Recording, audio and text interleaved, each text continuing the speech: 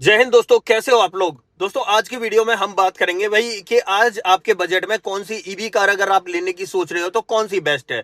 देखो भाई, budget segment अलग अलग है और रेंज भी अलग अलग है। जितना ज्यादा बजट बढ़ता जाएगा उतनी ही ज्यादा आपको रेंज मिलती जाएगी ईवी कार के अंदर। और देखो आपको भी पता है ईवी कार के अंदर रेंज जो है ना सबसे मेन पॉइंट होता है, क्योंकि रेंज एंजाइटी जो है ना इंडिया में अभी भी बरकरार है।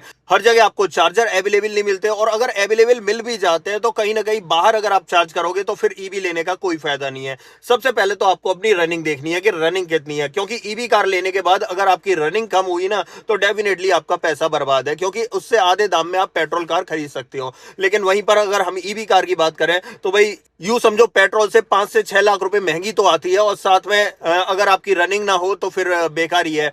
देखो आज की वीडियो में बात करने वाले हैं भाई टॉप 5 ईवी कार्स के बारे में। बजट सेगमेंट लेता हूं 10 लाख तक। अगर देखो 10 लाख तक अगर आपको चूज करनी है तो भाई टियागो से बेस्ट कुछ नहीं है, लेकिन आपकी रेंज जो है वो 200 किलोमीटर से ज्यादा निकाल के नहीं दे सकती। कुछ भी कर लेना दोस्तों, 180 से 200 किलोमीटर के आसपास ही रेंज जो है आपको ऑफर करेगी। उससे ऊपर थोड़ा सा जाते हो तो सबसे बेस्ट ऑप्शन है इंडिया में इस वक्त जो 6 6 महीने की वेटिंग पे चल रहा है भाई, पंच ईवी। देखो पंच ईवी की बात करूं तो भाई उसका जो बेस वेरिएंट है वो ऑलमोस्ट 10 लाख के आसपास आ जाता है, और टॉप एंड वेरिएंट जो है वो 12,80,000 रुपए के आसपास आता है। और उस प्राइस पॉइंट पे अगर देखा जाए तो ऑलमोस्ट 350 तक की रेंज निकाल देती है। और 300 तो कहीं नहीं गई दोस्तों, 300 तक की रेंज निकाल देती है। और 300 की रेंज की बात करूं ना तो मुझे लगता है कि इस प्राइस पॉइंट के हिसाब से 300 की रेंज बढ़िया है, बेहतर है दोस्तों।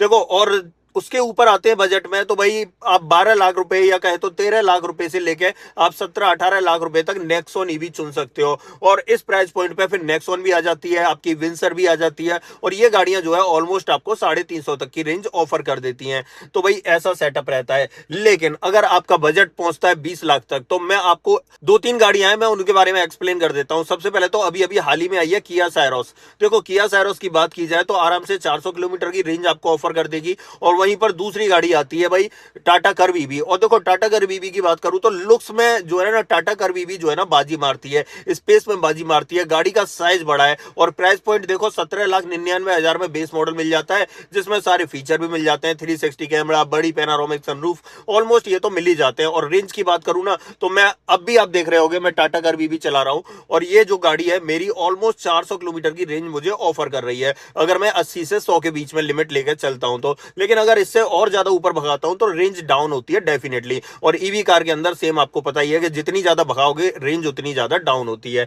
उसके बाद अगर और ऊपर बजट ले जाते हो और 20 लाख प्लस में आप जाते हो तो डेफिनेटली वहां पर महिंद्रा की आपको गाड़ियां देखने के लिए मिल जाती हैं, जो बहुत ही बढ़िया है यार, टैग में भी बढ़िया है, साइज में भी बढ़िया है, और साथ ही बात करें कि भाई रेंज भी आपको ऑफर कर देती है। बैटरी पर भी लाइफ टाइम वारंटी मिल जाती है। और वहां पर एक और ऑप्शन है आपके पास, हुंडई की क्रेटा ईवी। देखो क्रेटा ईवी की बात करें तो क्रेटा ईवी भी आपको 400 किलोमीटर की रेंज इजीली ऑफर कर देती है। ठीक है, तो ये तो हो जाता है 20 से 25 लाख का बजट। लेकिन अगर आप 25 लाख से ऊपर जाते हो तो वहां पर आपको 2 3 गाड़ियां और देखने के लिए मिलती हैं, जैसे कि टाटा की हैरियर आ जाती है, और साथ ही महिंद्रा की एक्सईवी 9 की बात करें या फिर एक्सईवी 9S की बात करें तो ये गाड़ियां भी ऑलमोस्ट आपको 500 तक की रेंज ऑफर कर देती हैं। तो भाई 25 से 30 लाख के बजट में डेफिनेटली भाई महिंद्रा की तरफ जाना मैं टाटा की तरफ रिकमेंड नहीं करूंगा।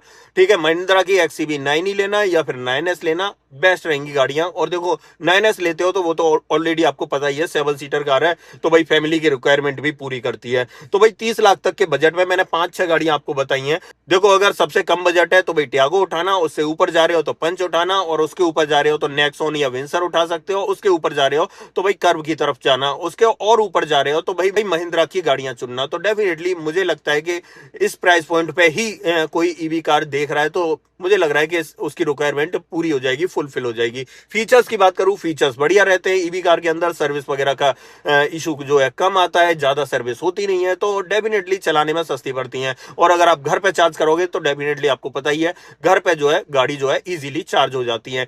मतलब घर पे अगर आप चार्ज कर रहे हो तो 1 से 2 रुपए किलोमीटर के बीच में आपकी गाड़ी चल जाएगी, कोई सी भी गाड़ी ले लो आप इंडिया के अंदर। ठीक है, तो ये सेटअप रहता है। और अगर ऊपर 50 लाख तक का बजट है तो डेफिनेटली मैं रिकमेंड करूंगा BYD की सील या सील 7, इन दोनों गाड़ियों की तरफ चले जाना।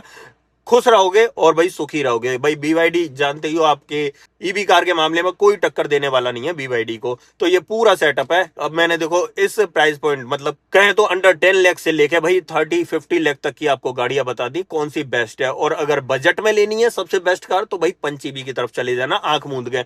बढ़िया और बेहतरीन कार है, अपने प्राइस पॉइंट पे सारी चीजें आपको फुलफिल कर देती है। ठीक है, हालांकि इस वक्त इतनी ज्यादा डिमांड है कि कम से कम 4 से 5 महीने की वेटिंग पे चल रही है गाड़ी। तो दोस्तों इस वीडियो में मैंने आपको 5-6 गाड़ियों की जो डिटेल दी है वो भाई इसलिए दी है क्योंकि आप जानते हो कि ये चैनल जो है वो ईवी बेस्ड है, इसलिए मैंने ईवी कार आपको रिकमेंड की है। बाकी मिलते हैं दोस्तों किसी और वीडियो में। इस वीडियो में इतना ही। सो जय हिंद।